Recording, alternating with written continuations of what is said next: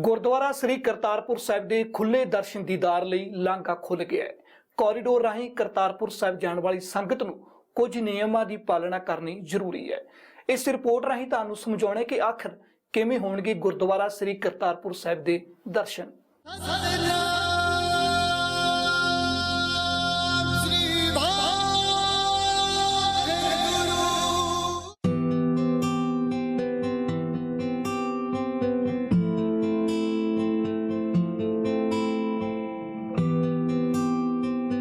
ਗੁਰਦੁਆਰਾ ਸ੍ਰੀ ਕਰਤਾਰਪੁਰ ਸਾਹਿਬ ਜਿਸ ਦੇ ਖੁੱਲੇ ਦਰਸ਼ਨਾਂ ਲਈ ਹਰ ਸਿੱਖ ਅਰਦਾਸ ਕਰਦਾ ਸੀ, ਉਹ ਅਰਦਾਸ ਹੁਣ ਪੂਰੀ ਹੋ ਗਈ ਹੈ।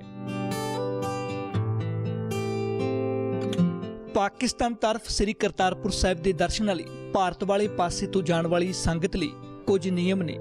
ਇਹਨਾਂ ਨਿਯਮ ਨੂੰ ਤੁਸੀਂ ਪੂਰਾ ਕਰਕੇ ਆਰਾਮ ਨਾਲ ਦਰਸ਼ਨ ਕਰ ਸਕਦੇ ਹੋ।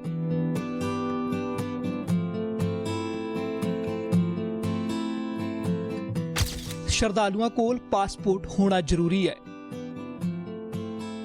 ਇਸ ਤੋਂ ਇਲਾਵਾ ਰਜਿਸਟ੍ਰੇਸ਼ਨ ਦੀ ਕਾਪੀ ਵੀ ਹੋਣਾ ਜ਼ਰੂਰੀ ਹੈ। ਪਾਸਪੋਰਟ ਤੇ ਪਾਕਿਸਤਾਨੀ ਸਟੈਂਪ ਨਹੀਂ ਲੱਗੇਗੀ। ਭਾਰਤ ਤਰਫ ਤੁਹਾਡਾ ਪਾਸਪੋਰਟ ਚੈੱਕ ਹੋਵੇਗਾ। ਰਜਿਸਟ੍ਰੇਸ਼ਨ ਕਾਪੀ ਤੋਂ ਤੁਹਾਡੇ ਜਾਣ ਦੀ ਤਾਰੀਖ ਵੇਖੀ ਜਾਵੇਗੀ। $20 ਭਾਰਤ ਤਰਫ ਕਾਊਂਟਰ ਤੋਂ ਲਿਜਾ ਸਕਦੇ ਹੋ। ਪਾਕਿਸਤਾਨ ਭਾਰਤੀ ਰੁਪਇਆ ਵੀ ਲੈ ਕੇ ਜਾ ਸਕਦੇ ਹੋ। ਪਾਕਿਸਤਾਨ ਤਰਫ ਭਾਰਤੀ ਰੁਪਇਆ ਜਮ੍ਹਾਂ ਕਰਵਾਉਣ ਤੇ ਸਮਾਂ ਲੱਗਦਾ ਹੈ। ਇਸੇ ਲਈ ਤੁਸੀਂ ਭਾਰਤ ਤਰਫ ਤੋਂ $20 ਲੈ ਕੇ ਹੀ ਜਾਓ।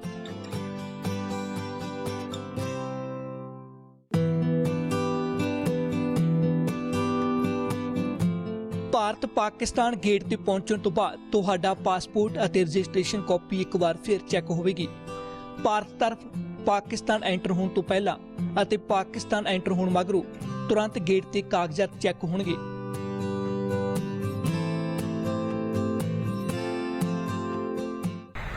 ਇਹ ਦ੍ਰਿਸ਼ ਤੁਸੀਂ ਪਹਿਲਾਂ ਵਾਘਾ ਸਰਹੱਦ ਤੇ ਦੇਖਿਆ ਹੋਵੇਗਾ। ਗੇਟ ਆਰ ਪਾਰ ਦਾ ਜਿਹੜਾ ਨਜ਼ਾਰਾ ਵੇਖਣ ਨੂੰ ਮਿਲਦਾ ਸੀ, ਪਰ ਹੁਣ ਕਰਤਾਰਪੁਰ ਸਾਹਿਬ ਦਾ ਲਾਂਘਾ ਖੁੱਲ ਚੁੱਕਿਆ ਹੈ ਤੇ ਤੁਸੀਂ ਦੇਖ ਸਕਦੇ ਹੋ ਪਾਰ ਜਿਹੜਾ ਵੈਲਕਮ ਟੂ ਪਾਕਿਸਤਾਨ ਦਾ ਬੋਰਡ ਨਜ਼ਰ ਆ ਰਿਹਾ ਹੈ।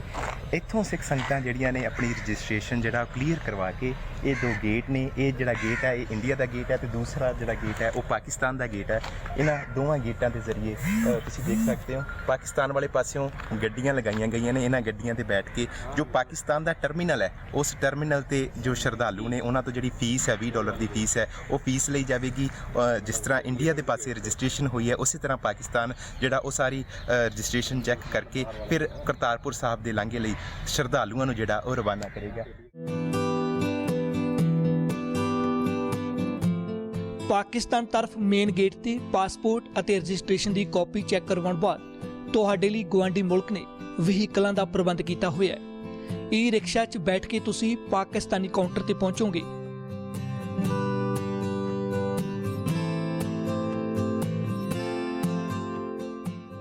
ਜਿੱਥੇ $20 ਜਮ੍ਹਾਂ ਕਰਵਾਓਗੇ। ਜੇ ਤੁਸੀਂ ਭਾਰਤ ਤਰਫ ਤੋਂ $20 ਲੈ ਕੇ ਗਏ ਹੋ ਤਾਂ ਤੁਹਾਨੂੰ ਰਸੀਦ ਤੁਰੰਤ ਦੇ ਦਿੱਤੀ ਜਾਵੇਗੀ, ਨਹੀਂ ਤਾਂ ਭਾਰਤੀ ਰੁਪਇਆ ਦੇਣ ਅਤੇ ਉਸ ਦੀ ਰਸੀਦ ਲੈਣ 'ਚ ਸਮਾਂ ਲੱਗੇਗਾ।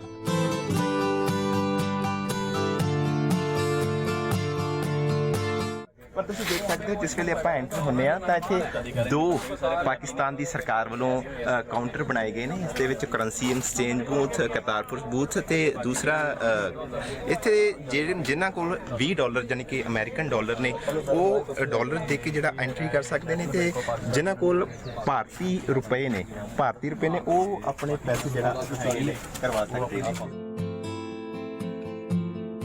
ਕਈ ਸ਼ਰਧਾਲੂਆਂ ਦਾ ਤਰਕ ਹੈ ਕਿ ਕਾਗਜ਼ਾਤ ਚੈੱਕ ਕਰਨ ਲਈ ਜ਼ਿਆਦਾ ਸਮਾਂ ਲਿਆ ਜਾਂਦਾ ਹੈ, ਜਿਸ ਕਾਰਨ ਗੁਰਦੁਆਰਾ ਸਾਹਿਬ ਦੇ ਦਰਸ਼ਨਾਂ ਲਈ ਥੋੜਾ ਹੀ ਸਮਾਂ ਬਚਦਾ ਹੈ।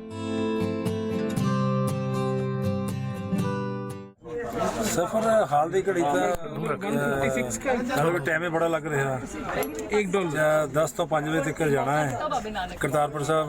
तकरीबन 11 तो हले इत्थे लग गए, 11 बज गए। हले इमीग्रेशन का काम है पाकिस्तान की, घंटा कुत्ता लाए ना 1-2 बजे 5 बजे वापसी भी हैगी। कहते 5 बजे 1 मिनट से भी नहीं वापसी पूछा कहते आए लेट।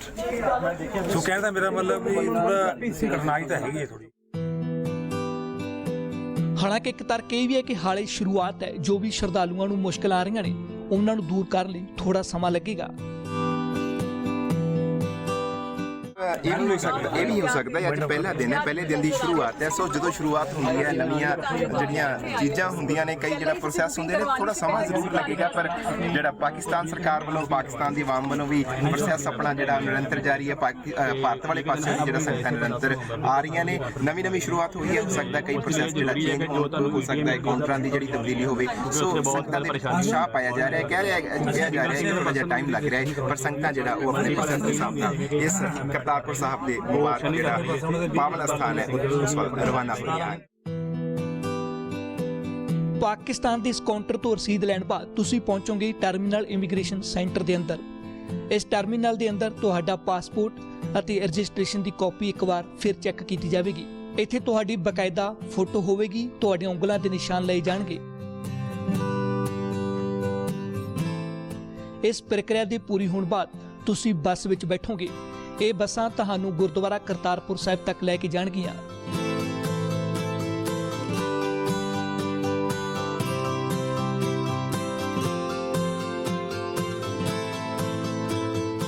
ਗੁਰਦੁਆਰਾ ਸਾਹਿਬ ਦੇ ਅੰਦਰ ਐਂਟਰ ਹੋਣ ਤੋਂ ਪਹਿਲਾਂ ਇੱਕ ਵਾਰ ਫਿਰ ਤੁਹਾਡੇ ਕਾਗਜ਼ਾਤ ਵੇਖੇ ਜਾਣਗੇ।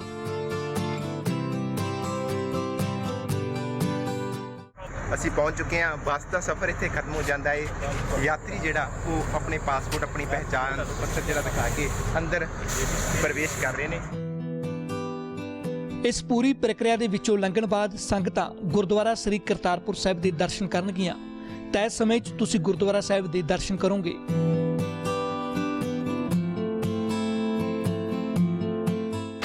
ਤੁਸੀਂ ਗੁਰਦੁਆਰਾ ਸਾਹਿਬ ਕੋਲ ਲੱਗੀਆਂ ਦੁਕਾਨਾਂ ਤੋਂ ਖਰੀਦੋ ਫਰੋਖਤ ਵੀ ਕਰ ਸਕਦੇ ਹੋ। ਖਰੀਦੋ ਫਰੋਖਤ ਕਰਨ ਲਈ ਪਾਕਿਸਤਾਨੀ ਕਾਊਂਟਰ ਤੋਂ ਭਾਰਤੀ ਪੈਸੇ ਕਨਵਰਟ ਹੋਣਗੇ। ਭਾਰਤ ਵਾਲੇ ਪਾਸਿਓਂ ਹਰ ਧਰਮ ਦਾ ਸ਼ਰਧਾਲੂ ਦਰਸ਼ਨਾਂ ਲਈ ਜਾ ਸਕਦਾ ਹੈ। ਲਾਂਘੇ ਰਾਹੀਂ ਯਾਤਰਾ ਬਿਨਾਂ ਵੀਜ਼ਾ ਦੇ ਹੋਵੇਗੀ। ਦੂਜੇ ਦੇਸ਼ਾਂ 'ਚ ਵਸੇ ਭਾਰਤੀ ਮੂਲ ਦੇ ਲੋਕਾਂ ਲਈ ਪਾਸਪੋਰਟ ਦੇ ਨਾਲ OCI ਕਾਰਡ ਲੈ ਜਾਣਾ ਜ਼ਰੂਰੀ ਹੈ। ਸ਼ਰਧਾਲੂ ਸਵੇਰੇ 7 ਵਜੇ ਤੋਂ 11:30 ਵਜੇ ਤੱਕ ਪਾਕਿਸਤਾਨ 'ਚ ਦਾਖਲ ਹੋ ਸਕਦੇ ਨੇ। ਵਾਪਸੀ ਦਾ ਸਮਾਂ ਦੁਪਹਿਰ 12:30 ਤੋਂ ਸ਼ਾਮ ਦੇ 5 ਵਜੇ ਤੱਕ ਦਾ ਹੈ। ਕੋਈ ਵੀ ਸ਼ਰਧਾਲੂ ਪਾਕਿਸਤਾਨ ਵਾਲੇ ਪਾਸੇ ਰਾਤ ਨਹੀਂ ਠਹਿਰ ਸਕਦਾ। ਸ਼ਰਧਾਲੂਆਂ ਨੂੰ ਭਾਰਤ ਸਰਕਾਰ ਵੱਲੋਂ SMS ਜਾਂ ਈਮੇਲ ਰਾਹੀਂ ਯਾਤਰਾ ਤੋਂ 3-4 ਦਿਨ ਪਹਿਲਾਂ ਕਨਫਰਮੇਸ਼ਨ ਭੇਜੀ ਜਾਵੇਗੀ। ਲਾਂਘੇ ਰਾਹੀਂ ਯਾਤਰਾ ਲਈ ਸਭ ਤੋਂ ਪਹਿਲਾਂ ਤੁਹਾਨੂੰ ਪ੍ਰਕਾਸ਼ਪੁਰਬ 550.mha.gov.in ਤੇ ਰਜਿਸਟਰ ਕਰਨਾ ਪਵੇਗਾ। ਵੈਬਸਾਈਟ 2 ਭਾਸ਼ਾ ਅੰਗਰੇਜ਼ੀ ਤੇ ਪੰਜਾਬੀ 'ਚ ਬਣਾਈ ਗਈ ਹੈ। ਆਨਲਾਈਨ ਅਪਲਾਈ ਕਰਨ ਸਮੇਂ ਤੁਹਾਡੇ ਤੋਂ ਪਾਸਪੋਰਟ ਨੰਬਰ ਤੇ ਇੱਕ ਸਕੈਨ ਕੀਤੀ ਫੋਟੋ ਮੰਗੀ ਜਾਵੇਗੀ। ਫਾਰਮ ਭਰਨ ਤੇ ਤੁਹਾਨੂੰ ਕੁਝ ਇਸ ਤਰ੍ਹਾਂ ਦਾ ਮੈਸੇਜ ਮਿਲੇਗਾ। ਇਹ 'ਚ ਤੁਹਾਡਾ ਰਜਿਸਟ੍ਰੇਸ਼ਨ ਨੰਬਰ ਦਿੱਤਾ ਹੋਵੇਗਾ। ਮੈਸੇਜ ਮਿਲਣ ਤੋਂ ਬਾਅਦ ਤੁਹਾਨੂੰ ਇੱਕ ਵੈਰੀਫਿਕੇਸ਼ਨ ਫਾਰਮ ਮਿਲੇਗਾ। ਵੈਰੀਫਿਕੇਸ਼ਨ ਕਨਫਰਮ ਹੋਣ ਤੋਂ ਬਾਅਦ ਤੁਹਾਨੂੰ ਇੱਕ ਹੋਰ ਮੈਸੇਜ ਆਵੇਗਾ, ਜਿਸ 'ਚ ਇੱਕ ਲਿੰਕ ਦਿੱਤਾ ਹੋਵੇਗਾ ਜਿੱਥੋਂ ਯਾਤਰਾ ਫਾਰਮ ਮਿਲ ਜਾਵੇਗਾ। ਹਾਲਾਂਕਿ ਪਾਕਿਸਤਾਨ ਨੇ ਪਾਸਪੋਰਟ ਅਤੇ ਸ਼ਰਧਾਲੂਆਂ ਦੇ 10 ਦਿਨ ਪਹਿਲਾਂ ਰਜਿਸਟਰ ਹੋਣ ਦੀ ਸ਼ਰਤ ਹਟਾ ਲਈ ਸੀ, ਪਰ ਐਨ ਮੌਕਾ ਹੋਣ ਕਾਰਨ ਭਾਰਤ ਸਰਕਾਰ ਨੇ ਇਸ ਨੂੰ ਨਾਮਨਜ਼ੂਰ ਕਰ ਦਿੱਤਾ। ਹਾਲਾਂਕਿ ਉਮੀਦ ਕੀਤੀ ਜਾ ਰਹੀ ਹੈ ਕਿ ਆਉਣ ਵਾਲੇ ਦਿਨਾਂ 'ਚ ਦੋਵੇਂ ਦੇਸ਼ ਸ਼ਰਧਾਲੂਆਂ ਨੂੰ ਆਪਣੀਆਂ ਸ਼ਰਤਾਂ 'ਚ ਹੋਰ ਰਿਆਇਤ ਦੇ ਸਕਦੇ ਨੇ। ਇਸ ਸਭ ਦੇ ਬਾਵਜੂਦ ਸੰਗਤਾਂ ਸ਼ਰਧਾ ਭਾਵਨਾ ਨਾਲ ਗੁਰਦੁਆਰਾ ਸ੍ਰੀ ਕਰਤਾਰਪੁਰ ਸਾਹਿਬ ਦੇ ਖੁੱਲ੍ਹੇ ਦਰਸ਼ਨ ਦੀਦਾਰ ਕਰ ਰਹੀਆਂ ਨੇ।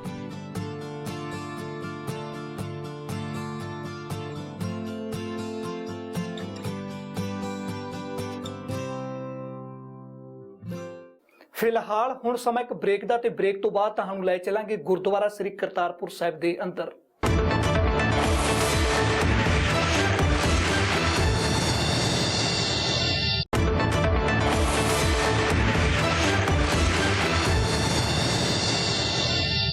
ਗੁਰਦੁਆਰਾ ਸ੍ਰੀ ਕਰਤਾਰਪੁਰ ਸਾਹਿਬ ਪਹੁੰਚਣ ਤੋਂ ਬਾਅਦ ਸੰਗਤ ਸ੍ਰੀ ਗੁਰੂ ਨਾਨਕ ਦੇਵ ਜੀ ਦੀਆਂ ਕਿਹੜੀਆਂ ਨਿਸ਼ਾਨੀਆਂ ਦੇ ਦਰਸ਼ਨ ਕਰੇਗੀ, ਕਿਹੜੀਆਂ ਯਾਦਗਾਰਾਂ ਨੇ ਜੋ 550 ਸਾਲ ਬਾਅਦ ਵੀ ਗੁਰੂ ਸਾਹਿਬ ਦੀਆਂ ਅੱਜ ਵੀ ਮੌਜੂਦ ਨੇ।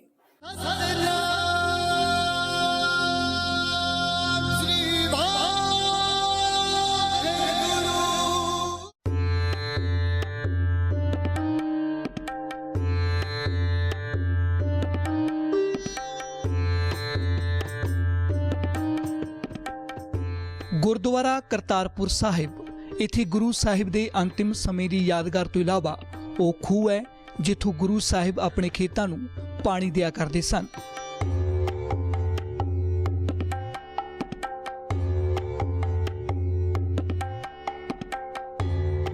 ਇਸ ਥਾਂ ਤੇ ਗੁਰੂ ਨਾਨਕ ਦੇਵ ਜੀ ਨੇ ਅੰਤਿਮ ਸਮਾਂ ਬਿਤਾਇਆ। ਗੁਰੂ ਸਾਹਿਬ ਦੇ ਜੋਤੀ ਜੋਤ ਸਮਾਉਣ ਬਾਅਦ ਸਿੱਖ ਅਤੇ ਮੁਸਲਮਾਨ ਭਾਈਚਾਰਾ ਆਪਣੇ ਆਪਣੇ ਧਰਮ ਮੁਤਾਬਕ ਉਹਨਾਂ ਦਾ ਅੰਤਿਮ ਸੰਸਕਾਰ ਕਰਨਾ ਚਾਹੁੰਦਾ ਸੀ। 1539 में श्री गुरु नानक देव जी का देहांत हुआ तो उनके अंतिम संस्कार को लेकर दोनों धर्मों के बीच में विवाद हो गया। सिख कहने लगे कि उनके हिसाब से अंतिम संस्कार होगा, लेकिन मुसलमान कहने लगे कि बाबा फकीर उनके भी थे, वो अपने हिसाब से अपने मजहब के हिसाब से उनका अंतिम संस्कार करेंगे। कहते हैं कि ये विवाद जब बढ़ गया तो जहाँ पर उनका पार्थिव शरीर रखा हुआ था वहाँ से चादर हटाई गई तो देखा कि वहाँ पर चादर के नीचे फूल थे और गुरु नानक देव जी की पार्थिव देह उसके नीचे नहीं थी। उसके बाद इसी गुरुद्वारा में दो अलग अलग तरीकों से सिखों ने अपने हिसाब से उनके शरीर की यानी उन फूलों की अंत्येष्टि की और मुसलमान समाज ने अपने हिसाब से उनके शरीर की अंत्येष्टि की, उन फूलों की अंत्येष्टि की। ਗੁਰਦੁਆਰਾ ਸਾਹਿਬ ਦੇ ਵਿੱਚ ਐਂਟਰ ਕਰਨ ਬਾਅਦ ਗੁਰਦੁਆਰੇ ਦੀ ਪਰਿਕਰਮਾ ਵਿੱਚ ਨਿਸ਼ਾਨ ਸਾਹਿਬ ਦੇ ਕੋਲ ਮਜ਼ਾਰ ਬਣੀ ਹੋਈ ਹੈ। ਇੱਥੇ ਮੁਸਲਮਾਨ ਭਾਈਚਾਰਾ ਗੁਰੂ ਨਾਨਕ ਸਾਹਿਬ ਨੂੰ ਸਜਦਾ ਕਰਦਾ ਹੈ। दोनों धर्मों को एक होने का संदेश देने वाले गुरु नानक देव जी इसी पावन धरती पर ज्योति जोत समाये थे। अब आपको दर्शन करवाते हैं उस जगह के पहले जहां मुसलमानों ने उनका अंतिम संस्कार किया था। ये गुरुद्वारा साहिब के बाहर समाध जो आप देख रहे हैं निशान साहब के बगल में, ये समाध जहां सिखों ने और मुसलमानों ने उनका संस्कार किया। सबसे पहले आपको इसी समाध पर हम नतमस्तक खुद भी होंगे और आपको भी नतमस्तक करवाएंगे। एबीपी न्यूज़ की मार्फत आप यहाँ पर दर्शन कर सकते हैं। ये है वो समाधि जहाँ पर मुस्लिम समाज की तरफ से अंतिम संस्कार किया गया था। ਗੁਰਦੁਆਰਾ ਸਾਹਿਬ ਦੇ ਅੰਦਰ ਉਹ ਥਾਂ ਵੀ ਮੌਜੂਦ ਹੈ ਜਿੱਥੇ ਗੁਰੂ ਨਾਨਕ ਦੇਵ ਜੀ ਦਾ ਸਿੱਖ ਭਾਈਚਾਰੇ ਨੇ ਆਪਣੀਆਂ ਰਹੁ ਰੀਤਾਂ ਮੁਤਾਬਕ ਅੰਤਿਮ ਸੰਸਕਾਰ ਕੀਤਾ।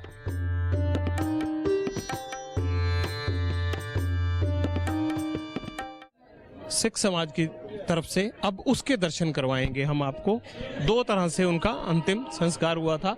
ये गुरुद्वारा साहिब में हम प्रवेश कर रहे हैं और गुरुद्वारा साहिब के उस हॉल की तरफ हम जा रहे हैं जहां पर सिखों के हिसाब से उनका अंतिम संस्कार हुआ। वो समाधि भी यहाँ पर विराजमान है। ये है वो दर्शन, देखिए ये समाधि है जहाँ सिखों ने अपने हिसाब से अंतिम संस्कार किया था।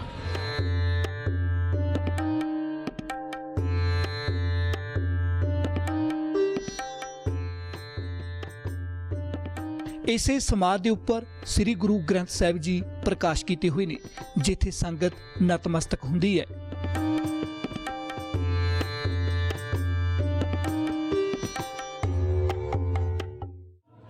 इस समाधि के ऊपर गुरु ग्रंथ साहिब का प्रकाश है जहां बाहर से सीढ़ियां बनी हुई हैं और सीढ़ियों से होकर हमें जाना पड़ता है।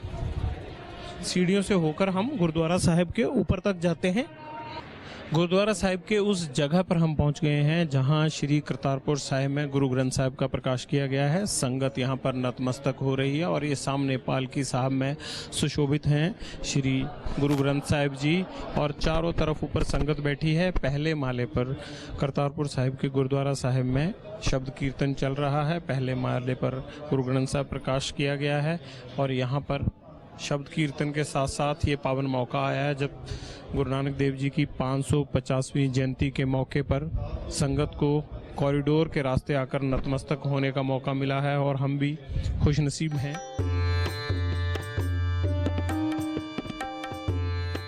ਗੁਰਦੁਆਰਾ ਸਾਹਿਬ ਦੀ ਪਰਿਕਰਮਾ ਦੇ ਬਾਹਰ ਉਹ ਖੂਹ ਵੀ ਮੌਜੂਦ ਹੈ ਜਿਸ ਰਾਹੀਂ ਗੁਰੂ ਨਾਨਕ ਦੇਵ ਜੀ ਆਪਣੇ ਖੇਤਾਂ ਨੂੰ ਪਾਣੀ ਦਿਆ ਕਰਦੇ ਸਨ।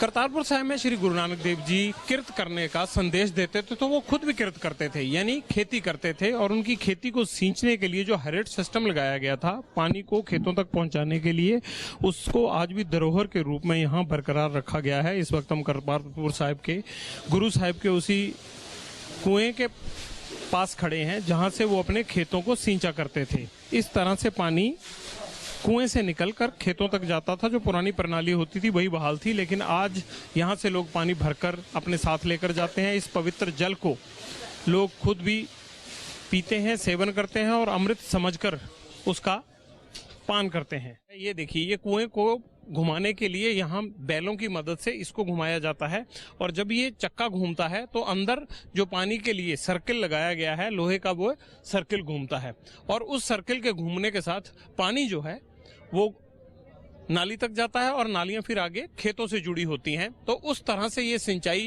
किया करते थे गुरु नानक देव जी। ਇਹ ਹੈ ਗੁਰਦੁਆਰਾ ਸ੍ਰੀ ਕਰਤਾਰਪੁਰ ਸਾਹਿਬ ਦੇ ਸੰਪੂਰਨ ਦਰਸ਼ਨ। ਕਰਤਾਰਪੁਰ ਕੋਰੀਡੋਰ ਦੇ ਖੁੱਲਣ ਬਾਅਦ ਉਮੀਦ ਇਹੀ ਹੈ ਕਿ ਦੋਵੇਂ ਦੇਸ਼ ਹੁਣ ਆਪਣੇ ਰਿਸ਼ਤਿਆਂ ਦੀ ਨਵੀਂ ਇਬਾਰਤ ਲਿਖਣਗੇ। दोनों मुल्कों के रिश्तों में ये कॉरिडोर एक नई शुरुआत कर पाएगा या नहीं, ये हम भी देखेंगे और आप भी। कैमरामैन मुकेश के साथ जगविंदर पटियाल, एबीपी न्यूज, करतारपुर साहिब, पाकिस्तान। ਹੁਣ ਰੁਕਦੇ ਇੱਕ ਹੋਰ ਛੋਟੇ ਜਿਹੇ ਬ੍ਰੇਕ ਲਈ।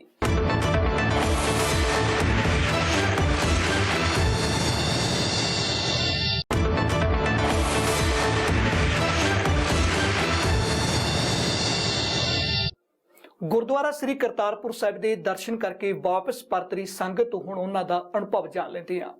ਕੋਰੀਡੋਰ ਰਾਹੀਂ ਵਾਪਸੀ ਤੇ ਸੰਗਤ ਨੂੰ ਕਿਹੜੇ ਨਿਯਮਾਂ ਦੀ ਪਾਲਣਾ ਕਰਨੀ ਹੋਵੇਗੀ, ਉਹ ਵੀ ਇਸ ਰਿਪੋਰਟ ਰਾਹੀਂ ਤੁਹਾਨੂੰ ਅਸੀਂ ਦੱਸ ਰਹੇ ਹਾਂ।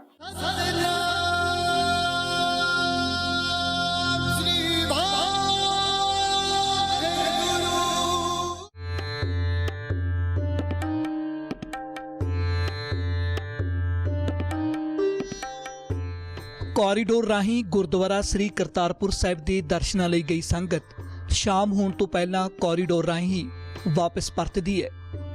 ਗੁਰਦੁਆਰਾ ਕਰਤਾਰਪੁਰ ਸਾਹਿਬ ਦੇ ਖੁੱਲੇ ਦਰਸ਼ਨ ਦੀਦਾਰ ਕਰਕੇ ਸੰਗਤ ਨੂੰ ਕਿੰਨੀ ਕੁ ਖੁਸ਼ੀ ਹੁੰਦੀ ਹੈ, ਇਸ ਦਾ ਅਹਿਸਾਸ ਗੁਰੂ ਰੂਪ ਸੰਗਤ ਦੇ ਚਿਹਰਿਆਂ ਤੋਂ ਸਹਿਜੇ ਲਾਇਆ ਜਾ ਸਕਦਾ ਹੈ।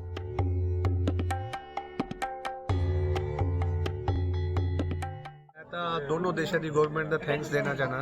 70 साल लग गए सानू खोलने बॉर्डर खोलने तो हुण तो इवें लग रहा जिवें साडे ही लोग ने सारे कुछ भी फर्क नहीं लग रहा। इतनी वधिया इन्ना मेहमान नवाजी कर रहे हैं, लख लख धन्यवाद इन्हां दा ते वाहिगुरू जी ने सानू मिलाया इन्हां नाल। मैं तो हुण कहना दोनों गवर्नमेंट नूं साडे बॉर्डर भी खोलन, जिहड़ी नफरत है छड्ड दिओ, मिल के काम करिए। बड़े नाम होए सारे पूरे दोनों इंडिया ते पाकिस्तान दा, पर यह भी सारे अपने ही लोग है जी, इक्को ही भाषा इक्को ही कल्चर सारा कुछ एक है।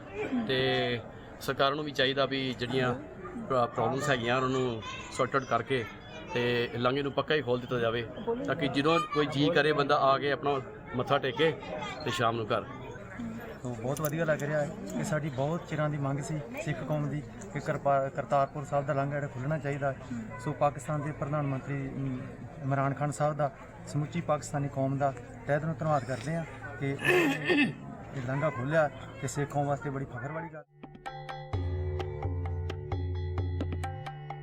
ਜੋ ਵੀ ਸੰਗਤ ਕੋਰੀਡੋਰ ਰਾਹੀਂ ਗੁਰਦੁਆਰਾ ਕਰਤਾਰਪੁਰ ਸਾਹਿਬ ਜਾਂਦੀ ਹੈ ਉਸ ਨੂੰ ਆਪਣੇ ਕਾਗਜ਼ਾਤ ਸੰਭਾਲ ਕੇ ਰੱਖਣੇ ਜ਼ਰੂਰੀ ਨੇ, ਕਿਉਂਕਿ ਵਾਪਸੀ ਤੇ ਸਮੇਂ ਭਾਰਤ ਅੰਦਰ ਦਾਖਲ ਹੋਣ ਤੋਂ ਪਹਿਲਾਂ ਇਹਨਾਂ ਨੂੰ ਚੈੱਕ ਕੀਤਾ ਜਾਂਦਾ ਹੈ।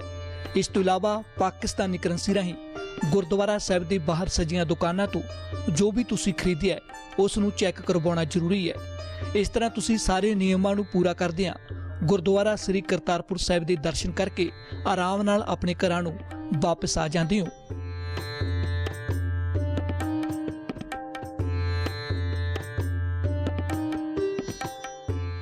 ਫਿਲਹਾਲ ਦੇ ਲਈ ਇਹਨਾਂ ਹੀ ਦੇਸ਼ ਦੁਨੀਆ ਦੀਆਂ तमाम ਖਬਰਾਂ ਵੇਖਣ ਲਈ ਤੁਸੀਂ ਵੇਖਦੇ ਰਹੋ ABP ਸਾਂਝਾ।